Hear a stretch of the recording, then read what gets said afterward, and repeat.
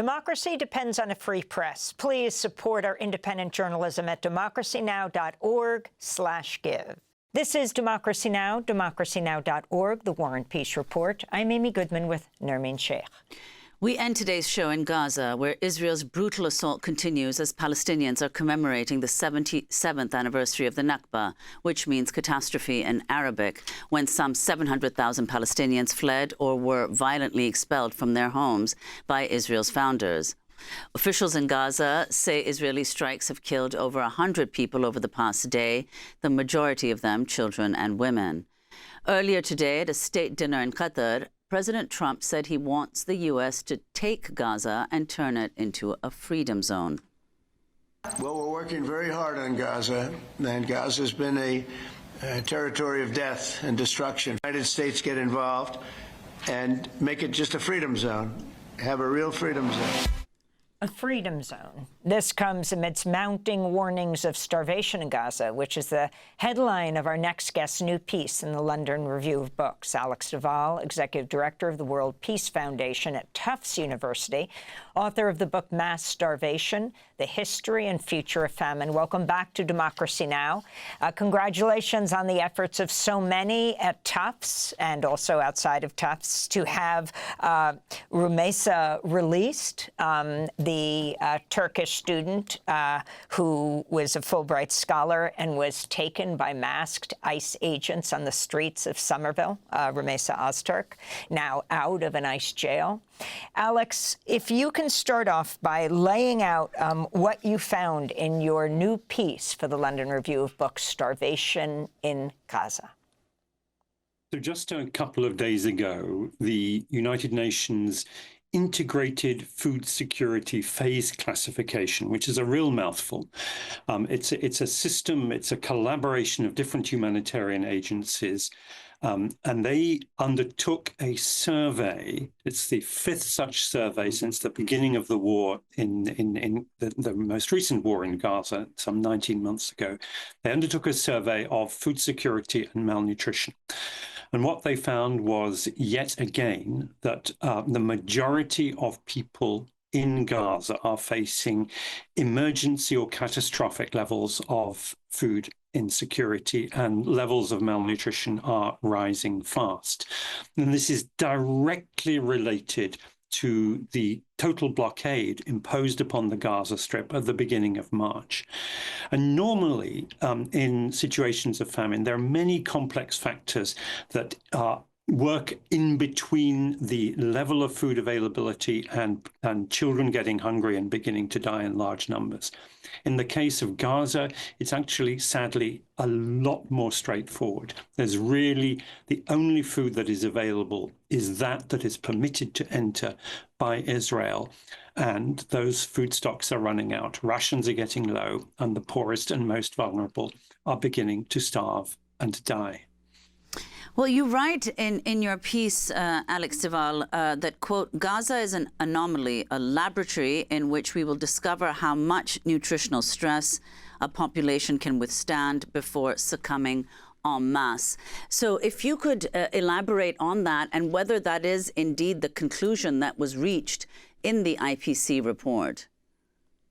So a normal, healthy adult will last somewhere between 60 and 80 days deprived of all nutrition. Now, we haven't got to that stage, but children perish much more quickly, and there are significant numbers of children who need specialized feeding, need food that cannot be readily prepared with just the food that is available, with the lack of clean water, the lack of electricity supplies. So we are seeing the most vulnerable already succumbing. And there are two scenarios that were laid out in this report.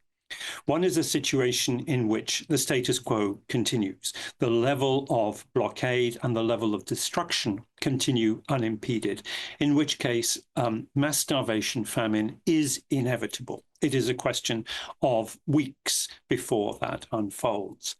The second scenario is if the Israeli-US plan for setting up an alternative humanitarian system comes into play.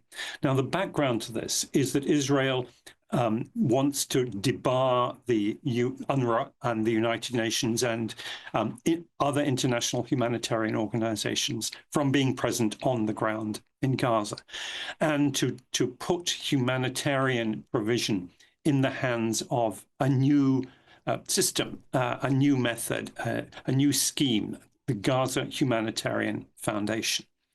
And not many details are available about this, but what is known is that the plan is to have just 4 distribution centers in a small part of Gaza, supplying at most 60% of the population with minimum rations. And the food would be brought and distributed by members of this new foundation, including US private military contractors protected by the IDF. And it would simply be those rations and basic hygiene and medical kits. There would be no reconstruction of infrastructure, no specialized feeding for malnourished children, etc. Now, even if this were to work, the conclusion of the IPC, it doesn't spell it out in quite so many words, but it's pretty clear. The conclusion is mass starvation would still unfold, just somewhat more slowly. So, Alex, could you also talk about the fact of this concept of yours of surveillance humanitarianism? How does the aid scheme that you've just been talking about, that is proposed by the Israelis and backed by the Americans, fit into that? How precisely would it work? You've also said the plan is, quote, an individualized version of late colonial counterinsurgency. Back in the 1950s, the British government mounted a anti-communist counterinsurgency in Malaya, and they explicitly called it Operation Starvation. And the idea was that every individual who was in a protected village would and was properly accredited with the authorities would receive enough food. And every item of food was counted going into those protected villages. And outside the protected villages, where the communist guerrillas were able to roam, no food would be available. They would be forced to starve. Now, what we're seeing is a version of this, a much more sophisticated version being implemented by Israel today. So clearly their intent is that no food should get into the hands of Hamas. And they have details about every individual in Gaza. So the plan, by inference, is that they would screen every individual and they would put accredited individuals who have no link to Hamas on the distribution list. Those individuals would be notified by text message to come to pick up the rations that they are allocated at a certain time in a certain place. And their identities would be verified by face recognition and other technologies. And then they would take those rations. Those rations would presumably be just enough for a few days, perhaps a week, so that there would be very little chance of them falling into the hands of anybody else. And then they would have to come back. So it is the welfare, indeed the survival of every Palestinian family in Gaza would be dependent on a week-to-week basis on this type of surveillance and accreditation system. You can look at it as the sort of the counterpart of the surveillance and AI algorithms, the Lavender system that is being used by Israel to identify members of Hamas whom they are targeting for assassination. So they would have a counterpart for feeding the people whom they are prepared to keep alive. Meanwhile, Alex de Waal, the New York Times is reporting some Israeli officials are privately admitting Gaza is on the brink of starvation and warn of the effects if the blockade is not lifted, since it takes a while, though there are thousands of trucks waiting outside to get in, to increase the humanitarian aid. And you have President Trump today in Qatar talking about is Gaza being a freedom zone controlled by the United States. Your response? I'm not quite sure what President Trump means by a freedom zone, but I think it is clear across the board with the information that we have, and I have no doubt Israel has pretty much the same information. They may just dispute some of the details, but the overall picture is completely clear that something dramatic is going to have to be done to prevent mass starvation and famine unfolding in the very near future in Gaza. The situation cannot be allowed to get to the brink and then just pull back slightly from the brink, as has been happening when the Israelis opened supply routes and food distribution a year ago, and again with the ceasefire a few months ago. The population simply cannot withstand this type of pressure for really any longer without the utmost catastrophe unfolding. Well, Alex, you conclude your piece by saying that Israel may, quote, do just enough to keep most Palestinians alive, but whether this prevents the destruction of Palestinians in Gaza as a group is another matter. If you could say what you mean by that, what do you imagine Israel will do?